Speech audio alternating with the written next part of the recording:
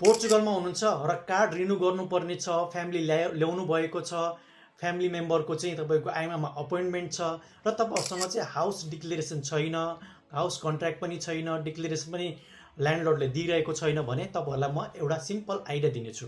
तपाईँहरूले के गर्नुहोस् भने फ्यामिली मेम्बरलाई ल्याउनु भयो र फिनान्स बनाउनु भयो। फिनान्समा त सुरुमा नेपालको एड्रेस हुन्छ।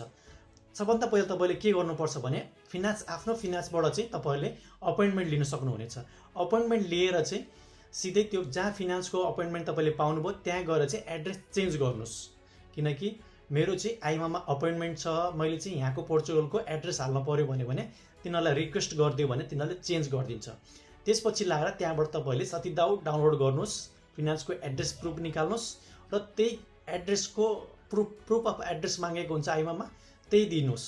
र मैले पनि मेरो फ्यामिली मेम्बर ल्याइसकेपछि मेरो अटो रिन्यू गरेको थिएँ कार्ड रिन्यूको लागि र मेरो फ्यामिली मेम्बरको अहिले कार्ड आइसकेको छ हैन। तपाईँहरूले पनि त्यही अप्लाई गर्न सक्नुहुनेछ।